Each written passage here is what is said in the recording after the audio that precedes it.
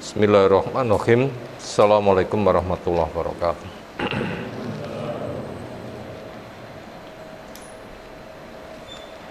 Alhamdulillahirabbil alamin. Walladzi arsala rasulahu bil huda wa dinil haqq lidhirahu 'ala dini kulli. Wa kafa billahi syahida. Wa asyhadu an la ilaha illallah wahdahu la syarikalah. Wa asyhadu anna Muhammadan abduhu wa rasuluh. Allahumma shalli ala Muhammad wa ala alihi wa ashabihi aman tabi'ahum bi ihsanin ila yaumiddin. Ya ayyuhalladzina amanu taqullaha wa qulu qawlan sadida yuslih lakum a'malakum wa yaghfir lakum dzunubakum wa may yuti'illaha wa rasulahu faqad faza fawzan 'azima wa ba'd. Fa inna asdaqal hadisi kitabullah wa khairal hadyi hadi Muhammadin sallallahu alaihi wasallam wa syarrul umuri muhdatsatuha fa inna kulla muhdatsatin bid'ah wa kulla bid'atin dhalalah wa kulla dhalalatin finnar. Ayolah ikhwah akramana subhanahu wa ta'ala, setelah kita aturkan pujian, sanjungan, syukur kita semata hanya untuk Allah Ta'ala, yang teriring doa, salawat, salam semoga tercurah untuk Rasulnya Muhammad sallallahu alaihi wasallam. Berikutnya mengkaji buku praktis sifat salat Nabi sallallahu alaihi wasallam karya tulis Fadilatul Syekh Muhammad Nasiruddin Al-Albani rahimahullah taala. Insyaallah kita lanjutkan. Pembahasan terakhir kemarin adalah bacaan di dalam tahiyat akhir yang jelas wajib, bahkan rukun yang tidak boleh ditinggalkan, sengaja meninggalkannya batal. Rukun sengaja ditinggalkan berarti batal. Kalau wajib ditinggalkan dosa. Kalau apa itu rukunnya? Pertama tahiyat. At-tahiyyatu lillah wassalawatu wattayyibat. Assalamu ala nabiyyi wa rahmatullah wa barakatuh. Assalamu alaina wa ala ibadillahi sholihin. Asyhadu an la ilaha illallah wahdah la syarikalah wa asyhadu anna Muhammadan abduhu wa rasuluh. Lalu selawat itu juga rukun. Allahumma sholli ala Muhammad wa ala ali Muhammad kama shallaita ala Ibrahim wa ala ali Ibrahim innaka Hamidum Majid. Barik ala Muhammad wa ala ali Muhammad kama barakta ala Ibrahim wa ala ali Ibrahim innaka Hamidum Majid. Adapun setelah itu doa-doa hukumnya sunnah.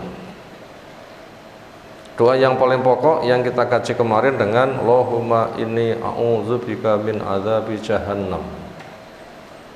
Ya Allah, saya memohon perlindungan kepadamu dari siksa jahannam. Karena manusia di padang mahsyar 50.000 tahun berusaha keras untuk menjadi orang yang dapat payung. Apa salah satu cara untuk mendapatkan payung? Di hari kiamat tidak ada naungan kecuali naungannya. Berkait masjid, yaitu rajulun qalbuhu mu'allaqatun bil masajid, seseorang sing hatinya tersangkut di masjid. Kita punya kesempatan. Bentuk tersangkutnya apa? Memakmurkan masjid. Apa bentuk pemakmuran masjid? Mengumandangkan adzan, menegakkan sholat. pengkajian ilmu. Itu yang pokok. Dibangun masjid memang wa anal masajida lillah, tempat sujud. Bersama 2 kalimat syahadat ditambah dengan sholat, kunci syafaat. Karena itu perbuatan rukun Islam yang kita kerjakan sehari-hari.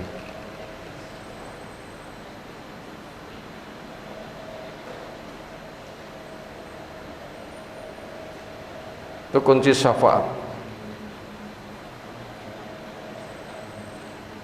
Itu pertama yang berpotensi hatinya tersangkut di masjid menegakkan sholat, sehingga kesibukan dunianya yang punya fungsi sebagai sarana itu tidak melalaikannya sama sekali.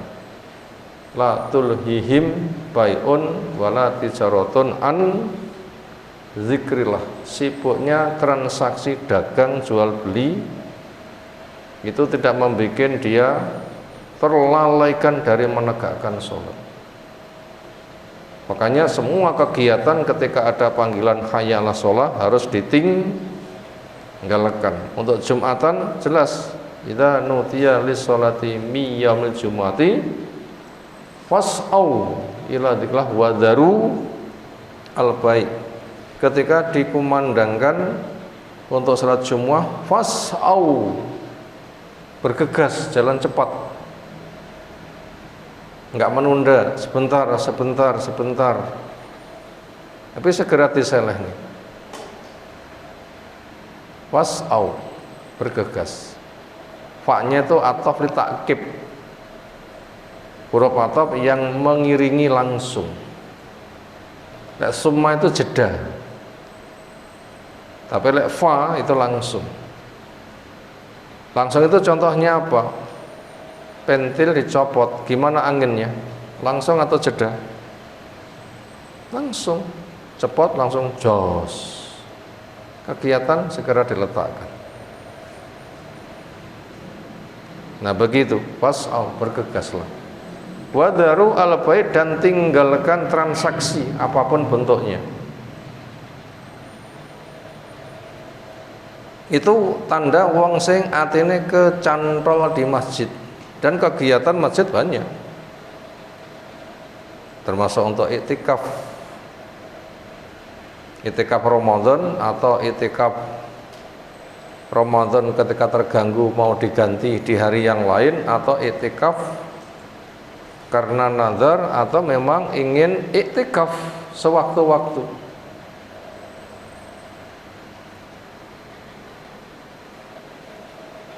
Yang kedua yang berpotensi bisa kita kerjakan sehari-hari adalah ketemu karena Allah, pisah karena Allah. Termasuk di masjid, media ketemu karena Allah, pisah karena Allah. Dipanggil hayya sholat, ketemu karena Allah, pisah juga karena Allah. Nah kita berpotensi untuk dapat payung di hari kiamat, ketemu karena Allah, pisah karena Allah. Semisal adzan, semisal dakwah, dan juga kegiatan yang lain.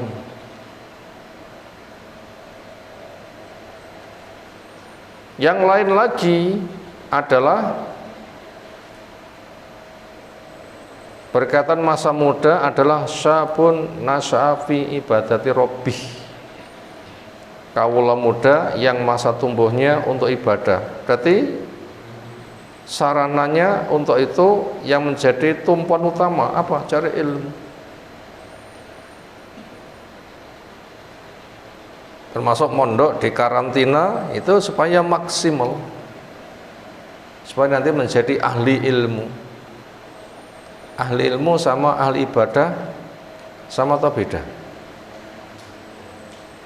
Ada kesamaannya, ada perbedaannya. Kesamaannya ilmu amal sama. Ahli ilmu, ilmu amal butuh, ahli ibadah, ilmu amal harus. Perbedaannya untuk ahli ilmu setelah ilmu amal sudah, ini spesial pembedanya, yaitu dakwah. Dan ini membutuhkan bekal yang memadai, karena kuncinya menghafal. Apa kuncinya? Menghafal, menguasai bahasanya, menguasai makna tafsirnya. Tidak boleh pindah kecuali sudah tuntas. Nggak boleh pindah gara-gara bosan. Dikuasai maknanya sehingga jadi kaidah dan punya semangat untuk meningkat. Itu tanda-tanda ahli ilmu. Itu masa muda penting sekali, terutama umur 7-14 tahun. Itu waktu yang paling potensial. Bila waktu itu sukses, nanti kedepannya seolah pembangunannya lebih memadai. Kenapa? Fondasinya mapan. Umur 7-14 tahun itu termasuk syabab, masa muda untuk tumbuh ibadah. Itu diantara 3 yang itu bisa sehari-hari bisa kita perbuat. Atau yang lain lagi, setiap malam kondisi sepi bangun karena takutnya kepada Allah, matanya bercucuran. Malam hari bangun, orang sama tidur, dia bangun matanya bercucuran, nah, takutnya pada Allah. Dan ini kesempatan buat siapapun. Jadi 4 ini potensial sekali. Jadi imam yang adil kayaknya ya butuh modal besar. Belum bisa kan kita kerjakan jadi imam yang adil. Mungkin juga laki-laki karena gantengnya dikejar perempuan, ini kayaknya kita kurang modalnya, bahwa cilik-cilik masalahnya. Atau kadang sepuh, kadang.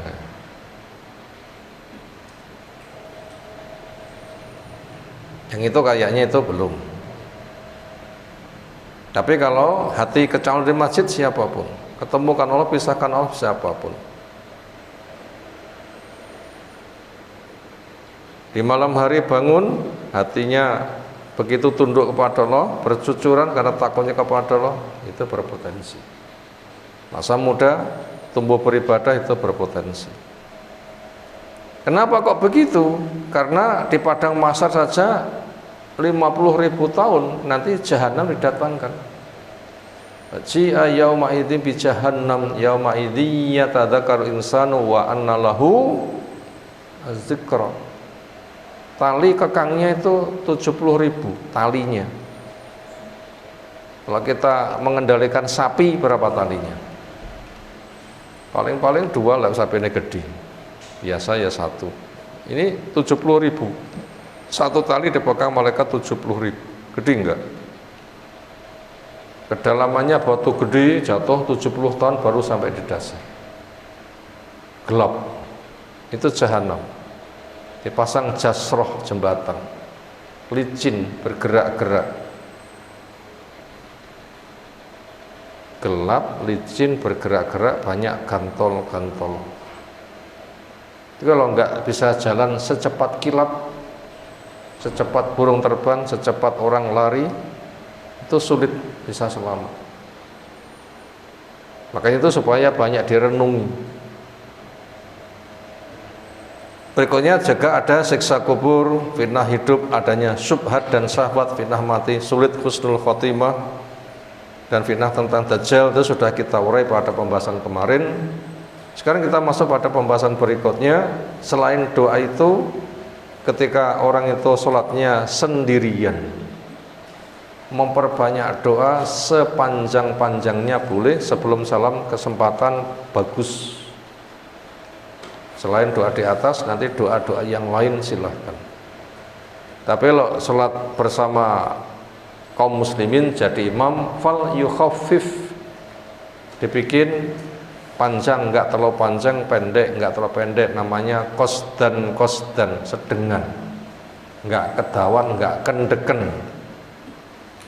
Tapi kalau sendirian silahkan berpanjang-panjang doanya. Atau sholat berjamaah yang dibaca panjang, itu semisal sholat gerhana.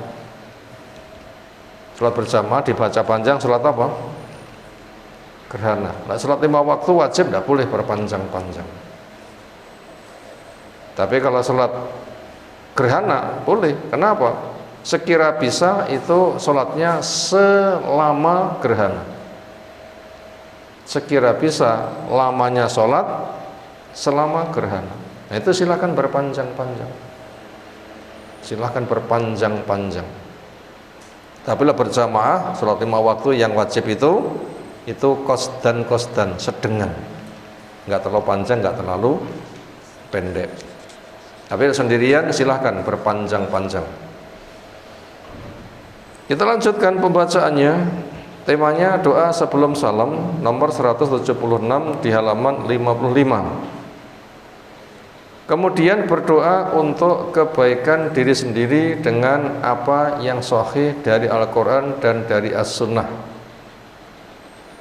Berarti di sini dihimbau doa yang dilantunkan, doa yang dinukil dari Quran maupun doa yang dinukil dari hadis yang sahih. Makanya perlunya memiliki buku tentang zikir dan doa. Di situ diperbanyak menghafal ketika sholat, itu diperbanyak untuk melantunkan doanya. Dan ia berjumlah banyak dan semuanya baik. Bila tidak menghafal sebagian darinya, maka berdoa dengan apa yang mudah baginya. Berarti sekira doa dari Quran, dari Sunnah belum hafal, sementara pengen memperbanyak, ya silahkan doa apa yang ia mau. Pakai bahasa apa? Enggak diterangkan. Pakai bahasa apa? Enggak diterangkan. Sifatnya faliyatu ma badalahu. Silahkan dia berdoa apa yang sekira dia punya kebutuhan kepadanya. Enggak dijelaskan. Ma badalahu, apa yang sekira butuh, apa yang nampak kebutuhannya. Enggak dijelaskan itu bahasanya. Itu bila memang hafalan doa dari Quran dari Sunnah minim, ingin memperbanyak, maka sisa berdoanya silahkan. Diberikan keleluasaan. Sehingga apabila pakai bahasa Jawa, bahasa Indonesia, ya silahkan saja. Karena itu menggunakan keumuman dalil, berdoa apa yang sekira dia punya kebutuhan. Dan adalah ya'lamu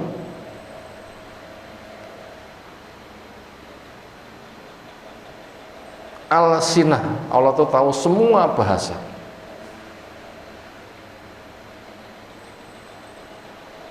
Maka berdoa dengan apa yang mudah baginya, yang bermanfaat baginya di dalam agama dan juga di dalam dunianya.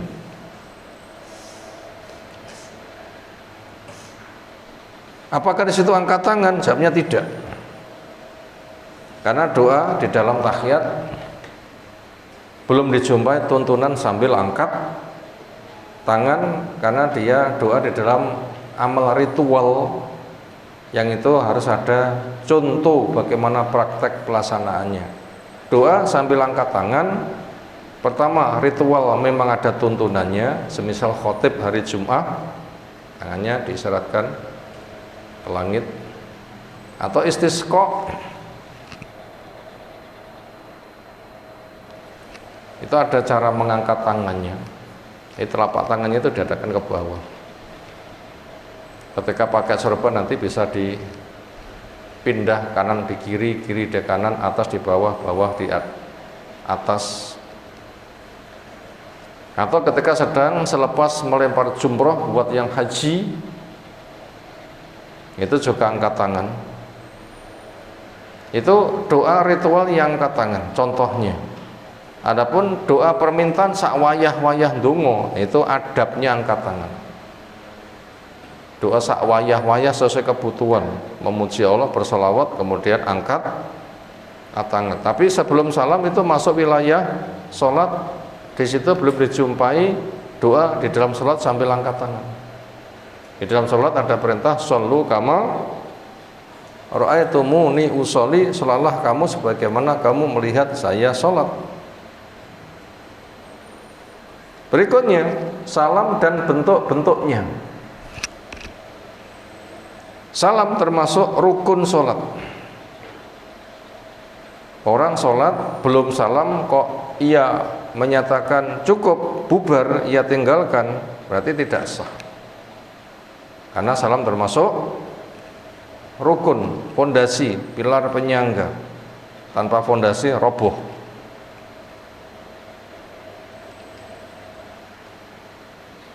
Adapun menoleh kepala itu enggak termasuk rukun,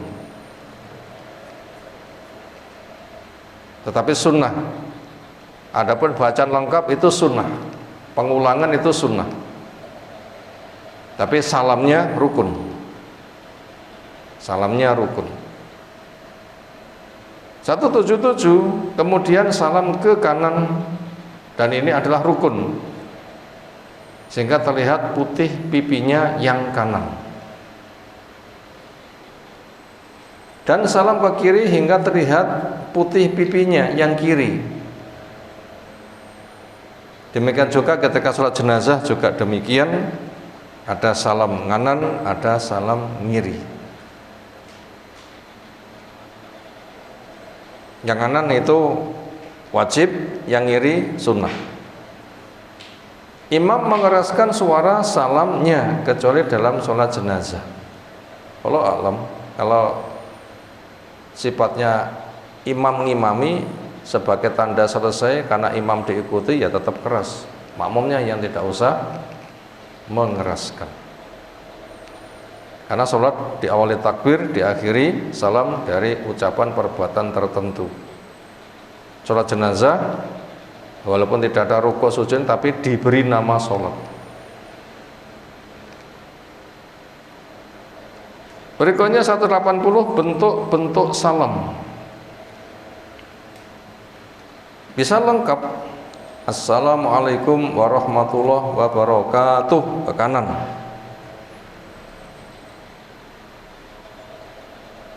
Assalamualaikum warahmatullahi ke kiri. Ini pilihan pertama. Itu yang A. Yang B sama, namun tanpa wa barakatuh. Assalamualaikum warahmatullahi kanan, assalamualaikum warahmatullahi ngiri. Itu pilihan kedua.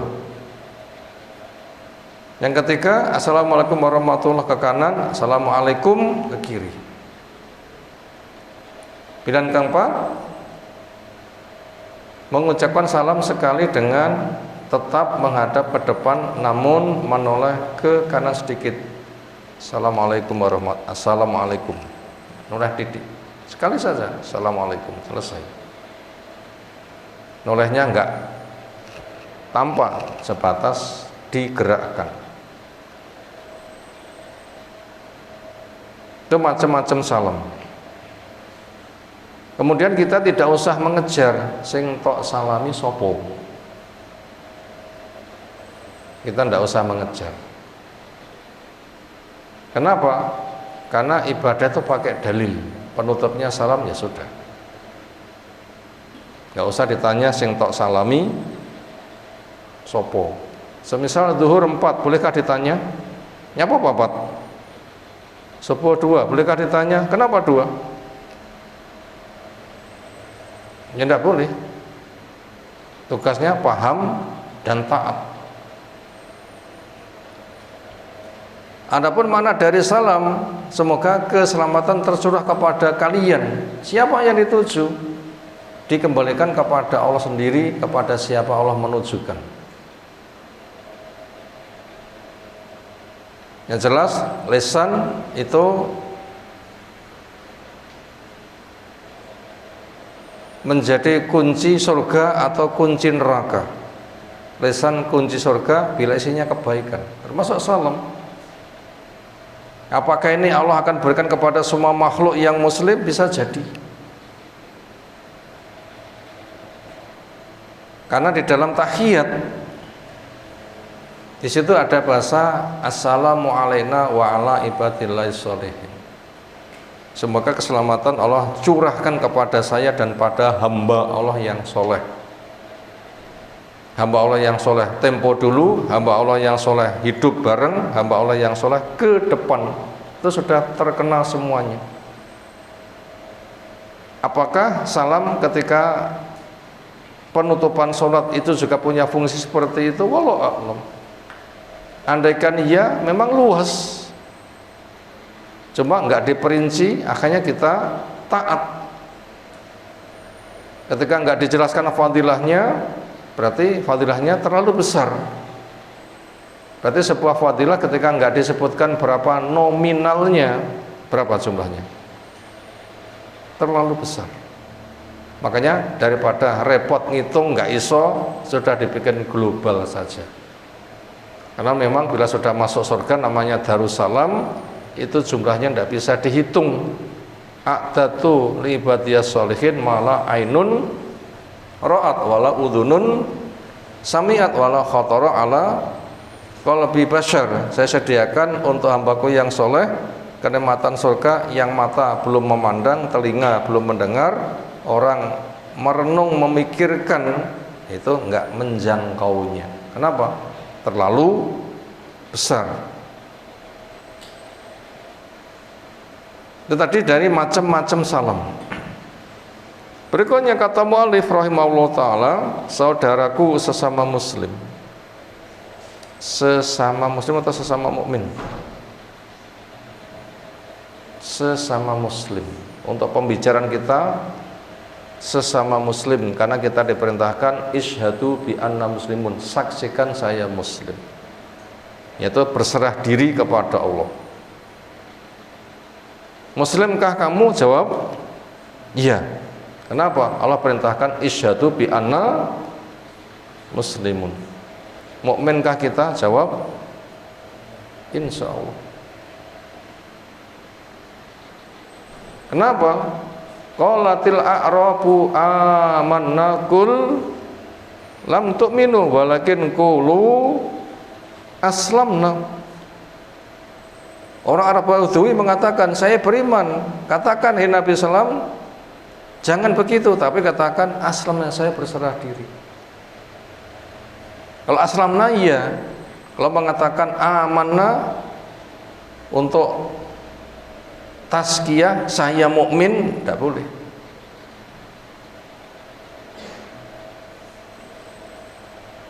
Tapi kalau kita katakan amanna, saya beriman, punya mana saya berserah diri. Setelah itu tertuntut untuk mewujudkan dengan ketaatan. Allah a'lam. Maka dikatakan wahai saudaraku sesama muslim. Ini bahasa yang kita pakai. Berarti tidak menggunakan bahasa wahai saudaraku sesama mukmin, bukan. Tapi wahai saudaraku sesama muslim. Yaitu sama-sama berserah diri menerima agama Allah. Setelah itu dituntut untuk taat. Ini adalah ringkasan dari sifat sholat Nabi SAW yang bisa saya hadirkan di hadapan Anda, di mana saya berusaha memudahkannya bagi Anda sehingga ia menjadi jelas bagi Anda dan tergambar di dalam benak Anda, seolah-olah Anda melihatnya dengan kedua mata Anda sendiri. Jika Anda mendirikan sholat sebagaimana yang telah saya paparkan tentang cara sholat Nabi SAW, maka saya berharap kepada Allah Azza wa Jal agar dia berkenan menerimanya dari Anda, karena dengan itu berarti Anda telah benar-benar mewujudkan sabda Nabi SAW, sallu kama ra'aitumuni usolli, sholatlah kalian sebagaimana kalian melihat saya melakukan sholat.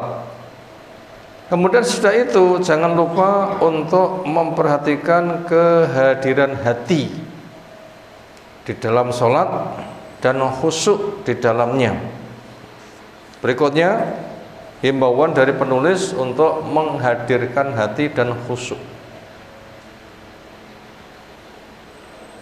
Karena sesungguhnya ia adalah tujuan utama dari berdirinya seorang hamba di hadapan Allah Azza wa Jalla di dalamnya. Dan berapa besar Anda mampu merealisasikan, mewujudkan apa yang saya paparkan kepada Anda, yaitu khusyuk di dalam sholat dan meneladani sholat Rasulullah Sallallahu Alaihi Wasallam. maka sebesar itu pula lah apa yang bisa Anda petik berupa manfaat yang diharapkan dari sholat yang disyariatkan oleh Allah tabaraka wa ta'ala, sebagaimana firman-Nya inna sholata tanha 'anil fahsya'i wal munkar, bahwasanya sholat itu mencegah perbuatan keji dan mungkar. Di sini himbauan untuk menghadirkan hati dan khusyuk. Dan orang yang selamat, orang yang sholatnya menggunakan bahasa daimun khoshi'un, sebagaimana di dalam surah apa? Innal insana khuliqa halu'a idza massahu syarru jazua wa idza massal khairu manu'a. Surat apa? Illal musallin. Silakan dicari surat apa. Yang tidak berkeluh kesah mereka yang sholat. Siapa? Alladzina hum fi sholatihim khoshi'un. Di akhir alladzina ala sholatihim daimun. Di dalam praktek khusyuk secara fungsi daimun dengan kekal, sehingga fungsi sholat itu nanti akan menjiwai. Ibaratnya orang itu makan dengan khusyuk bisa menikmati lezatnya, sehingga kebutuhan makan cukup, tenaga menjadi kuat, sehingga bisa berkarya. Berarti kalau begitu supaya bermanfaat butuh khusyuk. Bila sudah khusyuk dijaga jangan sampai hilang.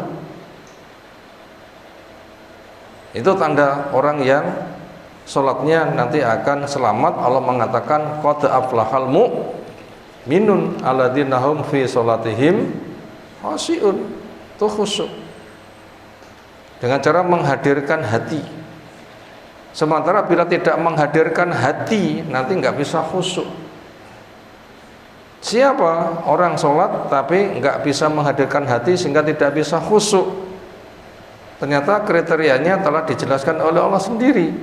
Wailul lil musallin, celaka orang yang sholat. Siapa?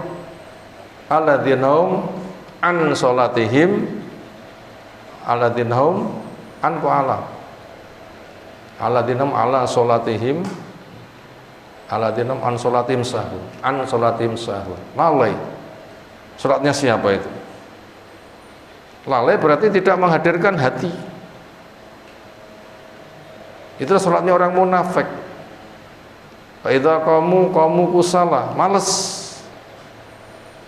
Yura'unan nasa, riya. Ini enggak ada kekhusukan tapi riya. Tok pamer, caper, cari perhatian. Tok pengelabuan. Aku dulurmu lo, podo-podo sholat lo. Aku mau melu jamaah lo. Itu tujuannya. Wala yadkuruna wa illa qalilan, enggak zikir pada kecuali sedikit, berarti enggak bisa menghadirkan hati. Enggak ada zikirnya. Itu sholatnya orang munafik yang mendapatkan ancaman wailun, celaka. Itu butuh ke sana. Makanya enggak semua orang yang sholat itu selamat. Yang selamat sholat yang berkriteria. Munafik sholat tapi enggak berkriteria, maka dikatakan wailun. Makna global celaka, makna khusus nama sebuah jurang di neraka yang semua cairan tubuh ngumpul di sana. Gen intipe fitarkil asfali minanar, di tangga neraka yang paling bawah. Itu untuk orang munafik. Walaupun sholat tetapi sahun, yuraun, wala yadkurunallaha illa qalila. Karena tujuannya memang untuk pengelabuan, bukan kesadaran. Rumangsa sowan menghadap kepada Allah Ta'ala. Maka daripada itu, bagaimana kita berusaha untuk mewujudkan sholat kita itu khusyuk? Pertama, harus kerja keras. Sholat merupakan fondasi. Sadar, kerja keras, sholat fondasi. Siapa pengen omai kuat harus mikir fondasinya kuat, sehingga tidak boleh sholat itu sekenanya. Kenapa? Fondasi. Tidak sholat kafir, sholatnya lalai celaka.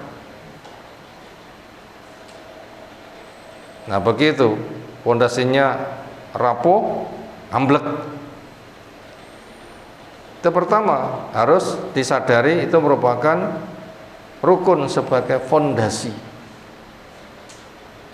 Makanya bila sudah sadar itu fondasi, harus berpikir pengerjakannya kuat dan sempurna, sehingga ketika numpang di atasnya bangunan bahkan bertingkat puluhan ratusan, fondasi yang ada mampu menyangga nanti akan kokoh. Itu pertama dulu. Kemudian yang kedua,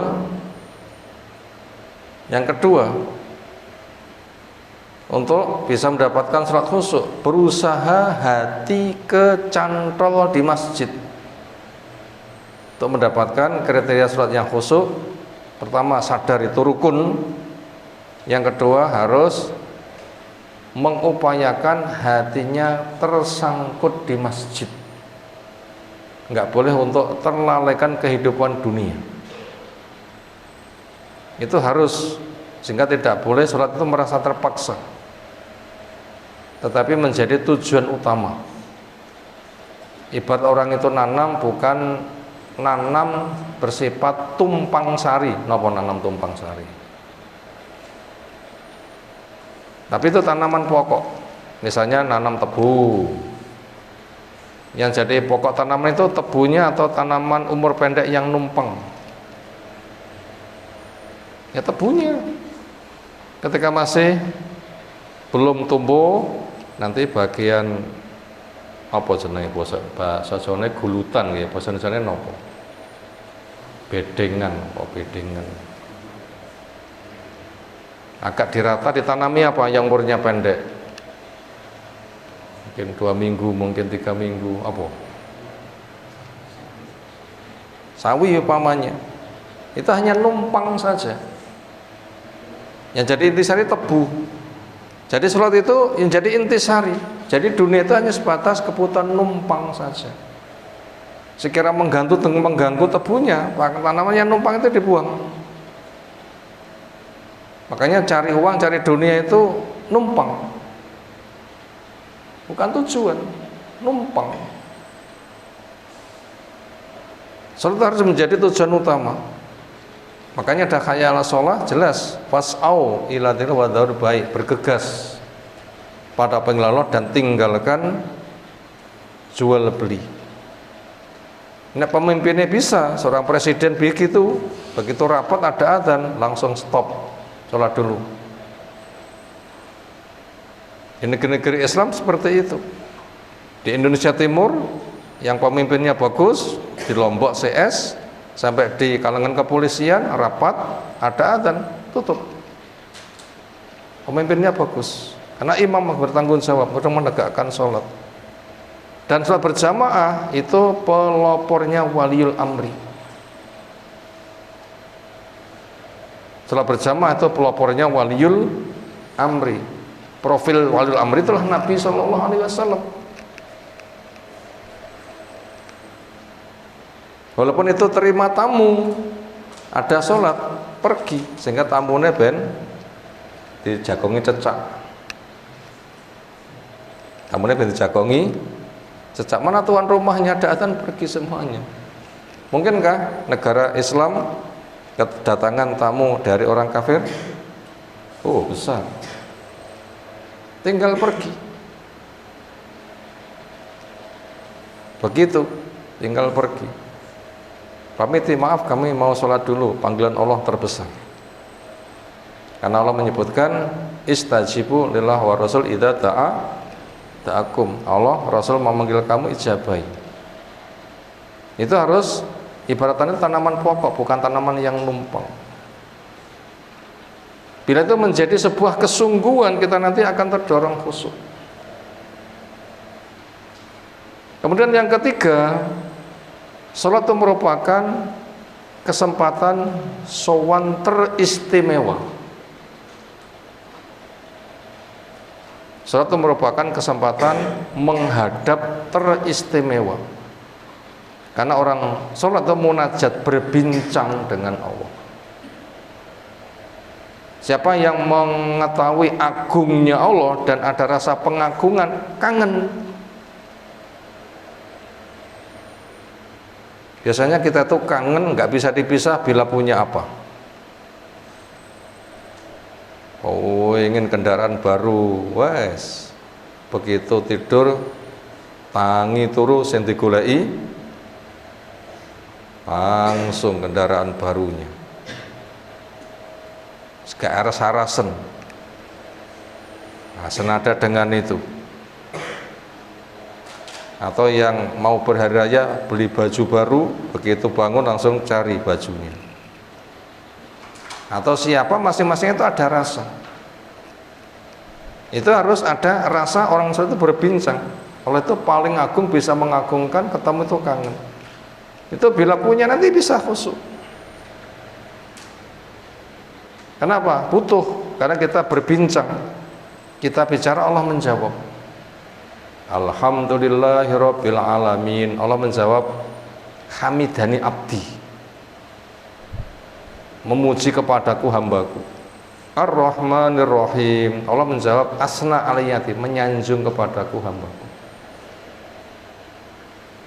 Maliki yaumiddin. Allah menjawab, fawwadu ali abdi, hambaku bersandar kepadaku. Iyyaka na'budu wa iyyaka nasta'in. Allah menjawab, hadza baini wa baina abdi wali abdi masalah. Ini masalah yang menjadi hakku dan hak hambaku, dan hak hambaku akan diberi apa yang ia minta. Hak Allah diibadai, hak hambanya minta akan diberi. Ihdinas shiratal mustaqim, sampai habis Allah mengatakan wali abdi masalah, untuk hambaku apa yang ia minta. Jadi kalau gitu kita betul-betul menyadari agungnya Allah, kita menyanjung, kita memuji, kita bersandar, kita meminta. Kalau rasa ini tidak ada, sulit untuk bisa khusyuk. Rasa itu tidak ada, sulit untuk bisa khusyuk. Itu yang ketiga.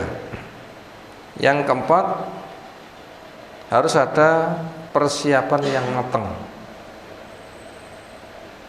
Yang keempat, harus ada persiapan matang. Sesuatu bila disiapkan, dia nanti percaya diri.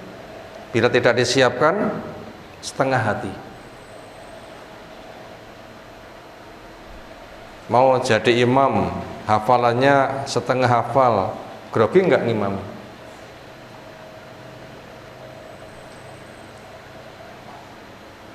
Mau berangkat pergi, sangune kurang cukup, alatnya kurang jelas, setengah atau mantap? Setengah. Tapi apabila sudah siap, oke. Kapan? Makanya kejernihan pikiran dari kesibukan dunia itu ada waktu jeda. Makanya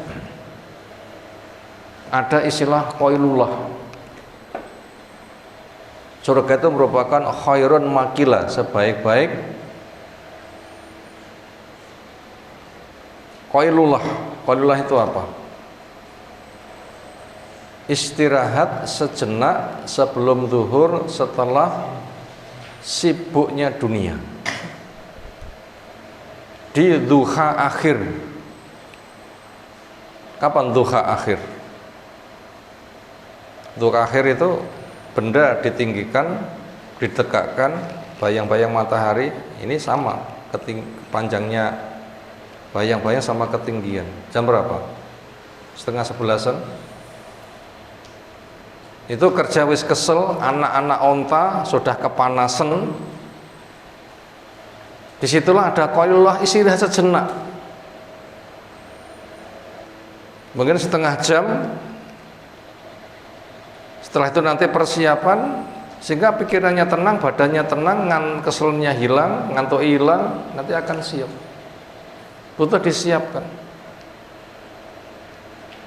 Butuh disiapkan.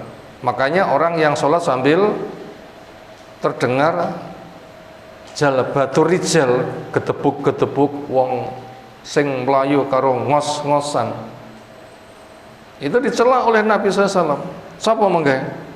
Saya nyapa tergesa-gesa. Apa pesannya? Alaikum bisakinah wal wiqar.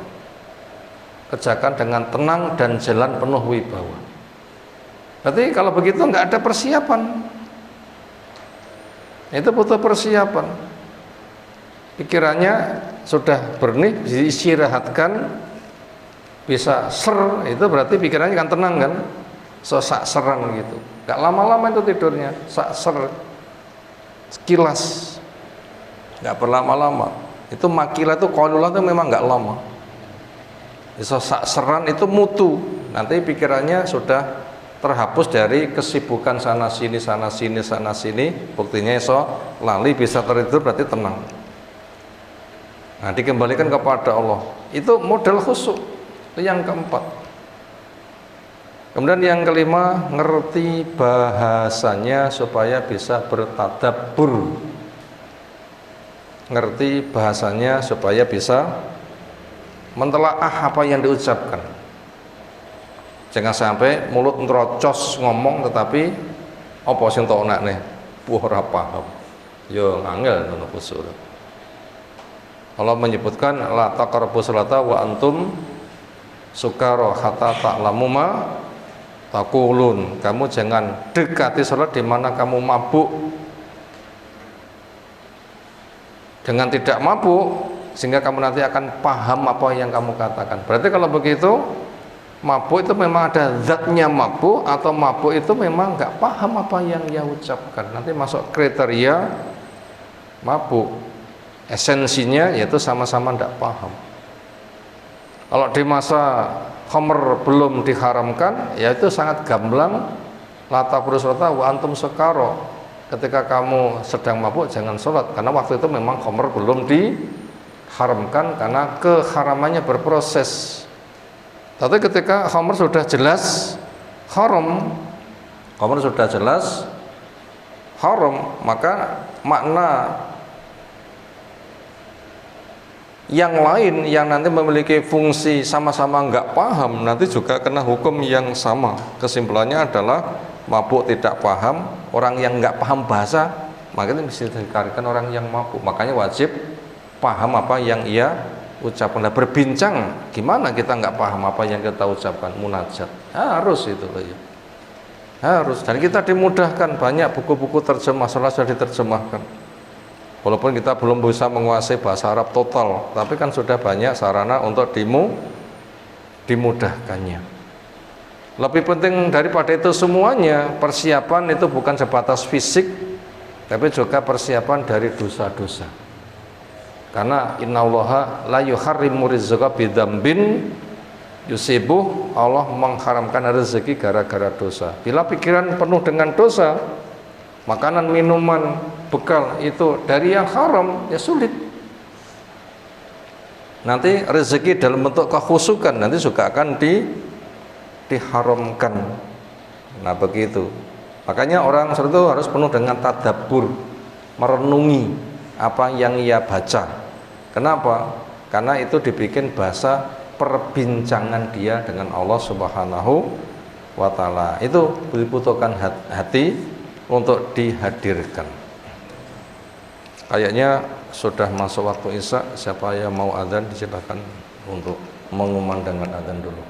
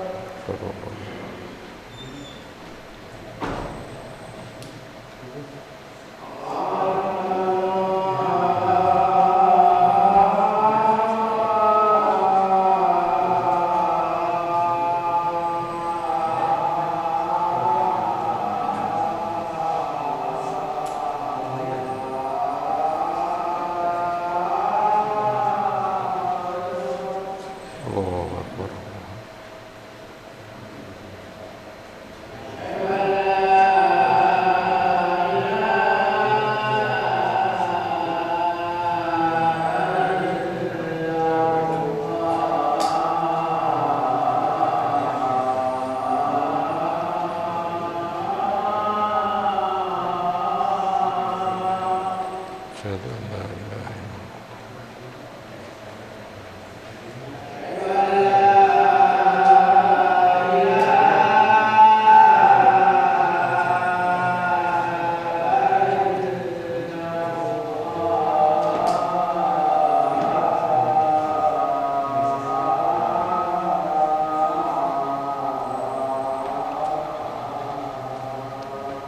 Asyhadu an la ilaha illallah.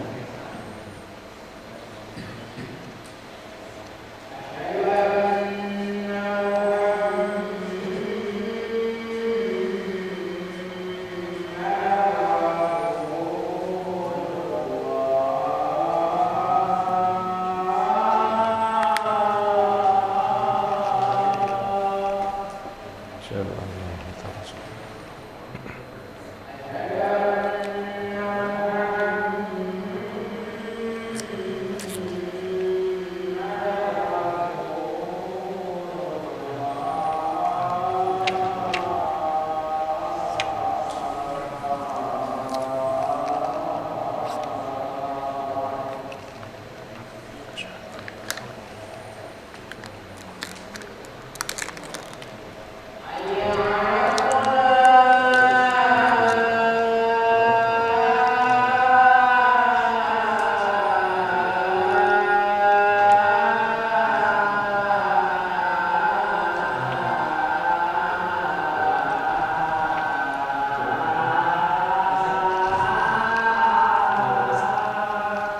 La haula wala quwwata illa billah.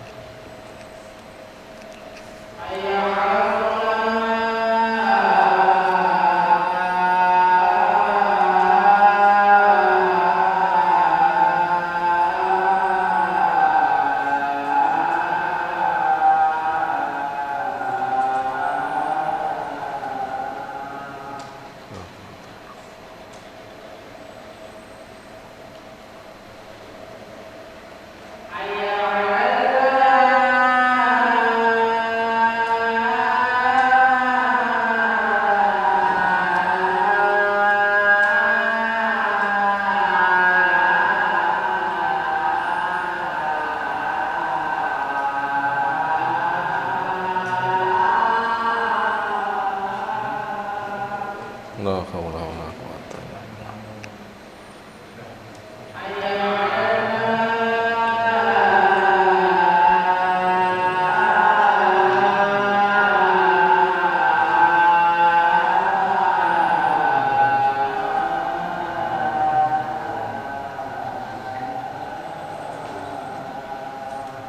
La haula wala quwwata.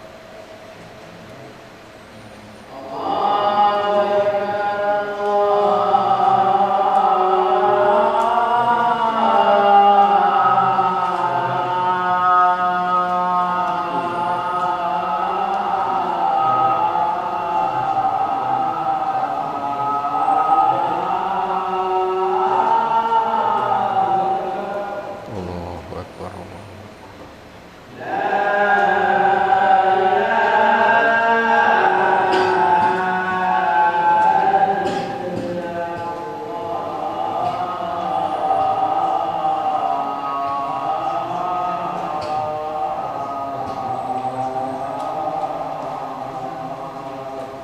La ilaha illallah.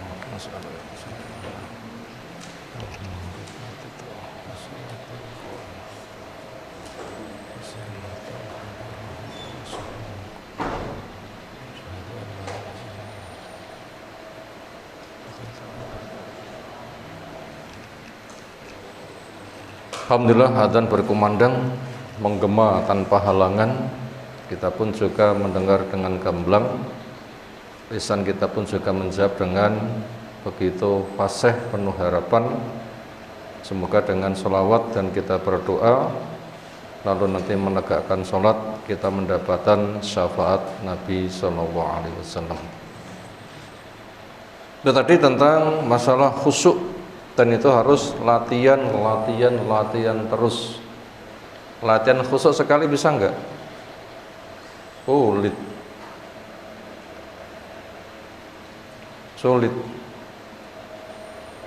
Makanya poin-poin di atas ada 5 poin. Nah, silahkan itu dirangkum dan berusaha untuk kerja keras sambil berdoa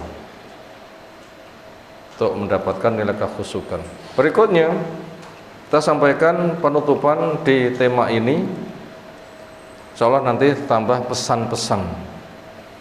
Sebagai penutup, kata mu'alif rahimahullah ta'ala, saya memohon kepada Allah Ta'ala agar berkenan menerima salat kita dan amal-amal soleh kita yang lainnya, serta menyimpan pahalanya untuk kita pada hari ketemu dengannya, pada hari di mana harta dan anak-anak tidak lagi berguna kecuali orang yang datang menghadap Allah dengan membawa hati yang bersih.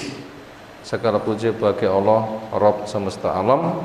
Salawat salam semoga tercurah untuk nabinya Muhammad sallallahu alaihi wasallam.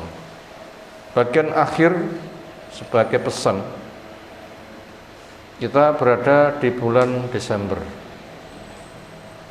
Secara umum sebuah waktu berpotensi mengundang petaka. Secara umum waktu berpotensi mengundang petaka. Kenapa? Karena potensi kemaksiatan di bulan Desember besar.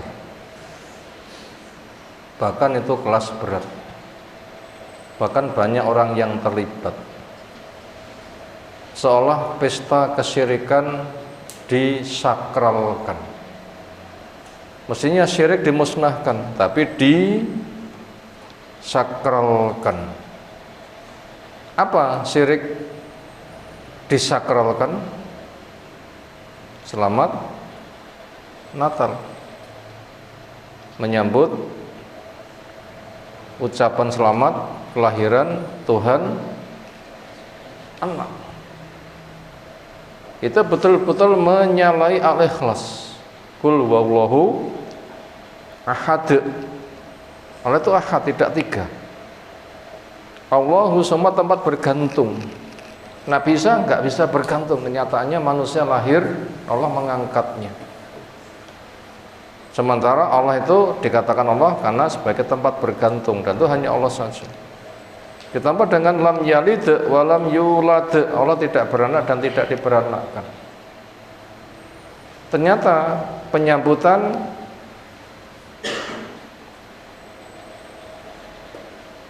peringatan hari kelahiran Tuhan anak itu seolah itu dikokohkan. Dan itu adalah betul-betul merusak akidah tauhid total. Dan itu kafir. Laqad kafara alladzina qalu innallaha tsalitsu tsalasah. Kafir, Allah katakan kafir. Orang mengatakan Allah Tuhan yang ketiga dari Tuhan jumlahnya 3. Dan kekafiran itu berada di jahanam khalidan fiha ulaika hum syarrul bariyah, ada di Bayyinah. Kafir ahli kitab Yahudi Nasara yang di neraka jahanam kekal selamanya, makhluk sing paling elek. Neraka jahanam kekal nggak bisa keluar, makhluk sing paling elek. Ngeri resikonya. Itu salah satu dikokohkan. Ada di bulan Desember. Yang mengokohkan itu bukan semata mereka yang punya agama itu. Banyak orang Islam atas nama toleransi. Blinger kalau begitu. Ya blinger. Namanya toleransi ya lakum dinukum waliyadin. Agamamu ya agamamu, agamaku ya agamaku, itu namanya toleransi. Agamamu saya ucapan selamat, agamaku ucapan selamat, ini namanya keblinger. Bukan toleran tapi campur aduk hak dan batil. Tidak boleh sama sekali. Itu betul-betul pantangan. Itu kayak itu dikokohkan. Bahkan diimbau untuk diadakan acara Natalan bersama. Apa maknanya Natalan bersama? Kalau sekte-sekte mereka yang punya keyakinan Tuhan anak itu ada, itu dibersamakan, itu urusan mereka bersama, gaya mereka itu masih memungkinkan bersama makna mereka.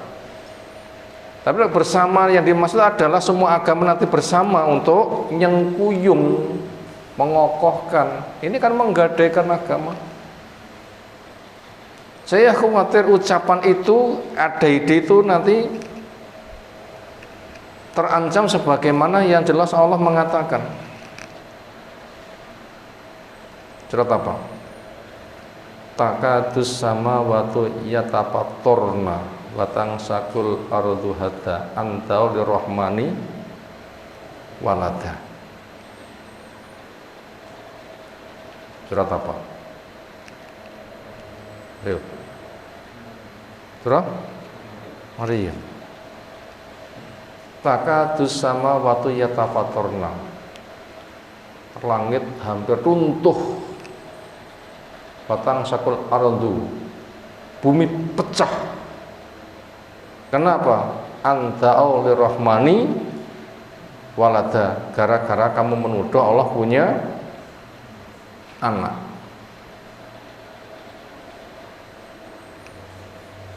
Surah Maryam yang ke berapa? 10 berapa 19? Takatus sama yatafattorna 90. Hampir saja langit runtuh, bumi pecah, gunung lembut, gara-gara kamu mengatakan Allah itu punya anak. Lalu itu kan kesyirikan yang dilegalkan. Allah sudah mengancam dengan bahasa yang sangat berat sekali. Ternyata bahasa itu muncul, nggak berapa lama banjir besar. Saya khawatir, bukan saya gatok nih, bukan. Tapi saya khawatir di antara penyebab banjir besar di mana yang terdampak ngeri Aceh, Sumatera Barat sebagiannya tentunya, Sumatera Utara berat kan? Apa di sana itu markas? Tidak tahu. Karena dakwah sunnah di Aceh ditolak. Orang-orang penting kayaknya di sana yang beragama Nasoro kuat. Sementara ada sebuah ungkapan untuk acara Natal bersama. Apakah dengan ditolaknya yang hak, akhirnya mereka akan bersama gitu antar agama untuk mengokohkan? Saya khawatir. Bukan saya mengatakan tafsirnya itu. Karena potensinya ada. Karena pecahnya langit, runtuhnya langit, pecahnya bumi, lembutnya gunung, ini enggak disebutkan yang mana. Berarti kalau gitu memiliki makna yang luas. Ternyata itu secara pelajaran itu beriringan. Ucapan itu sudah go publik, sudah diucapkan di tengah masyarakat. Enggak berapa lama muncul kondisi yang itu mengerikan. Itu mengerikan. Kesana permasalahannya. Perkara berat. Maka ternyata dengan musibah yang ada, supaya manusia itu tadarru, la'allahum yatadarruun, la'allahum yarji'un. Ucapanmu membuat langit runtuh, bumi pecah, gunung lembut. Di antara hikmah pelajarannya, guyurkan hujan dari langit, bumi ambles, pegunungan gunung lumpurnya sedemikian rupa. Apa itu tafsirnya saya tidak ngerti, tapi hikmah pelajarannya potensi, karena kita suruh ngambil hikmah pelajarannya. Artinya ketika kesyirikan merajalela, petaka juga akan merajalela. Bentuknya apa? Enggak diperinci. Apa itu diantaranya? Mungkin. Kemudian di sana ada pelajaran, diisukan, bener endaknya saya belum tahu, rata-rata masjid utuh. Itu kan isunya. Bener endaknya saya belum survei. Isu yang berkembang di media begitu. Itu ada dua kemungkinan. Apabila berita itu benar, berarti mengingatkan manusia kembali kepada rumah Allah, tobat.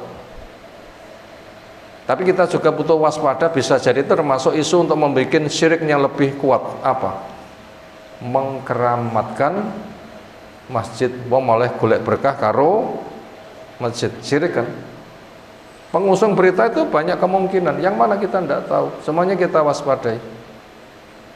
Yang jelas pelajaran yang kita ambil adalah ambillah pelajaran. Kalau musibah dunia nggak seberapa sudah dahsyat bagaimana musibah neraka. Isu juga berkembang, banyak yang mati gara-gara kelaparan, bantuan nggak segera datang. Gitu saja sudah dibesar-besarkan. Apakah akan dianggap menjadi musibah nasional? Saya tidak tahu. Kalau musibah nasional itu sudah besar, bagaimana musibah alam raya? Lebih besar mana? Musibah nasional sama musibah alam raya. Apa musibah alam raya? Neraka. Neraka. Makanya ambil pelajaran, musibah dunia nggak seberapa sudah das bagaimana musibah neraka. Lalu butuh kita waspadakan juga, apakah potensi terjadi pembenahan ke kondisi normal besar-besaran ini memang untuk penyelamatan atau nanti Natal biar bisa lancar. Potensinya besar kan, mengadakan penormalan kondisi, kuat kan? Karena sumbangan sana sini itu kayaknya besar. Itu besarnya sumbangan ini untuk menuju kepada kenormalan. Ketika nanti normal, untuk normal beribadah atau normal untuk melaksanakan Natalan. Lek normalnya untuk Natalan, saya khawatir nanti bisa lebih besar lagi. Dirancang saja sudah gede, gimana bila sudah menjadi kenyataan? Maka untuk itu kita harus bisa ngambil pelajaran. Di balik itu juga kita harus tata akidah kita. Yang namanya toleransi, yaitu selagi kondisi aman, keyakinanmu panggah ngengkel ya silahkan, keyakinanku saya perjuangkan. Itulah prinsip toleransi, lakum dinukum waliyadin, agamamu ya kono-kono, agamaku saya perjuangkan sendiri, tidak akan saya gadaikan.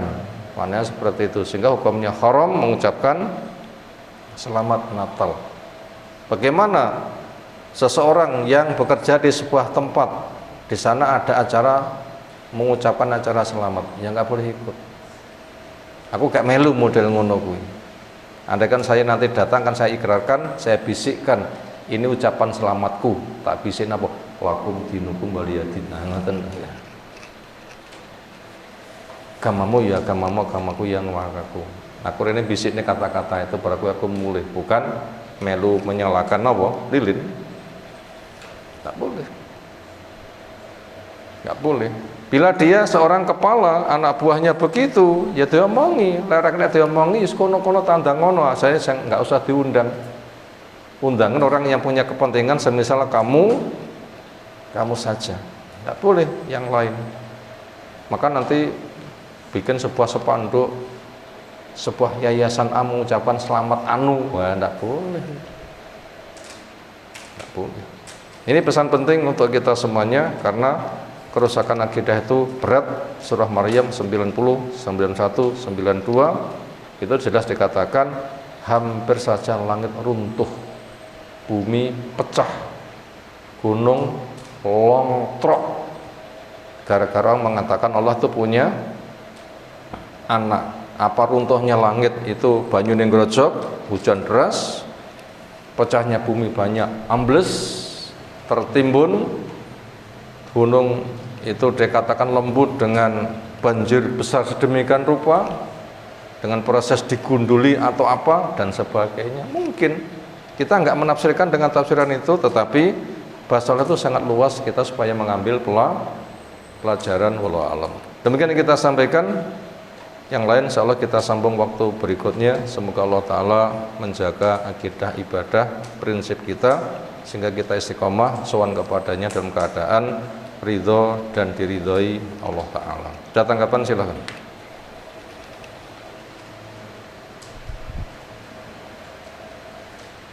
Oke.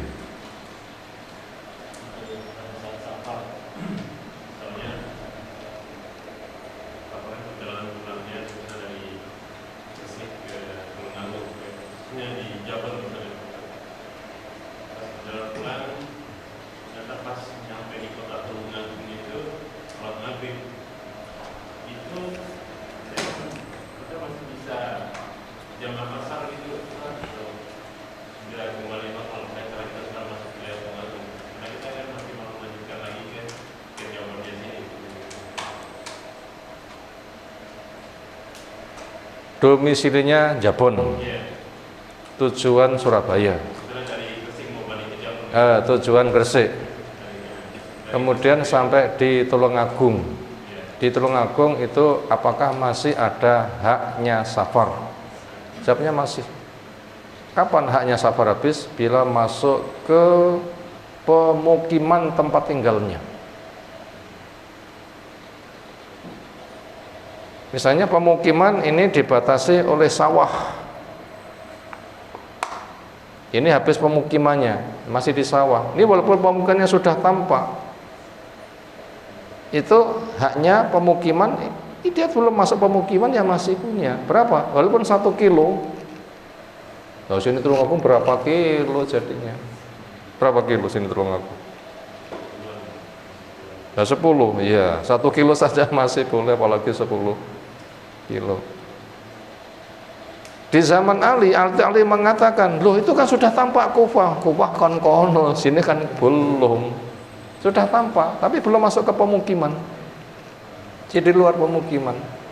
1 kilo misalnya. Tampak itu kan sekitar 1 kiloan ya kurang lebih ya, atau berapa saya nggak tahu lah. Tampak itu kan sana pemukimannya, kita kan belum masuk, gerbang pemukiman masih di luar. Sampai di Tulungagung masih haknya musafir, apalagi. Demikian, subhanakallahumma bihamdika asyhadu an la ilaha illa anta astaghfiruka wa atubu ilaik. Assalamualaikum warahmatullahi wabarakatuh.